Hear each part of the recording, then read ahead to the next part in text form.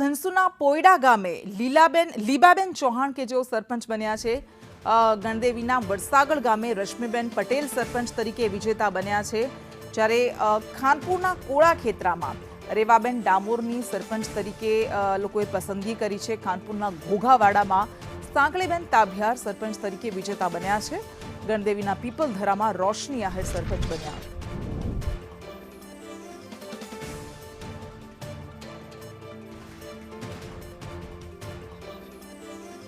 સંતરામપુરના હાડાની સરસણમાં સુખીબેન રાવલ સરપંચ બન્યા છે। દાહોદના હિમાલામાં ભૂરીબેન ભાભોર સરપંચ બન્યા। વડોદરાના મસ્તુપુરા ગામડીમાં ચંદ્રકાંત પાટણવાડિયા સરપંચ બન્યા છે।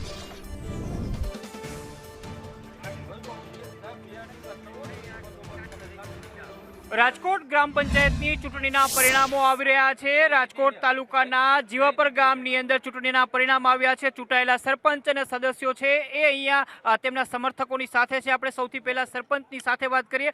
નિલેશભાઈ, શું કહેશો? તમે ચૂંટાયા છો, કેટલા મતે ચૂંટાયા છો અને ગ્રામજનો માટે શું કરવાના છો?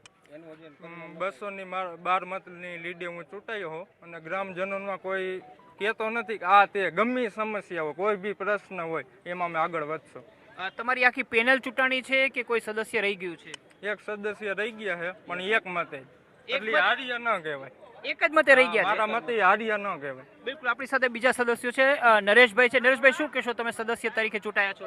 ચૂંટાયા છીએ સદસ્ય તરીકે, કેમ કે એક જ સદસ્ય અમારે રહી ગયા છે, એક જ મત માટે। બાકી આખી પેનલ અમારી ચૂંટાઈ ગઈ છે, બહુમતીને જ ચૂંટાણી છે। ગામની અંદર કેવો માહોલ છે? ગ્રામસભા યોજાય છે, ગામના કામો થાય છે, કરવાના છો કયા કામો? ના, ગ્રામ સભા એ બધું ચાલુ જ છે, પણ ગામમાં રોડ, રસ્તા, સ્ટ્રીટ લાઇટ, પાણીની વ્યવસ્થા એમાં અમે આગળ વધશું। કઈ રીતે તમે આ કામો પૂરા કરશો આગામી સમયની અંદર? બધાને સાથ સહકાર લઈને, આખા ગ્રામજનોને સાથે લઈને બધે કામમાં આગળ વધશું। બિલકુલ, તો જે ચૂંટાયેલા સદસ્યો છે, સરપંચના સાથીઓ છે, તેમજ ગ્રામજનો છે, મોટા પ્રમાણની અંદર અહીંયા ઉમટ્યા છે। તમામ લોકો છે વિજેતાઓને વધાવી રહ્યા છે। સાથે જ ગામની અંદર જેટલા પણ વિકાસના કામો અટકી રહ્યા છે તેને પૂરા કરવાનો કોલ તેમણે ચૂંટણી દરમિયાન આપ્યો હતો। એટલે હવે તેમના માટે પડકાર બની રહેશે કે આગામી સમયની અંદર જે પણ વચનો આપ્યા હતા ચૂંટણીની અંદર એ કઈ રીતે પૂરા કરવા। ગામની અંદર રોડ, રસ્તા, સ્ટ્રીટ લાઇટ સહિતના પ્રશ્નો છે ને પ્રશ્નો આગામી દિવસોની અંદર પૂરા થશે એ પ્રકારે સરપંચનું કહેવું છે। કેમેરામેન માધવ ભટ્ટ સાથે મયુર સોની, સંદેશ ન્યૂઝ, રાજકોટ।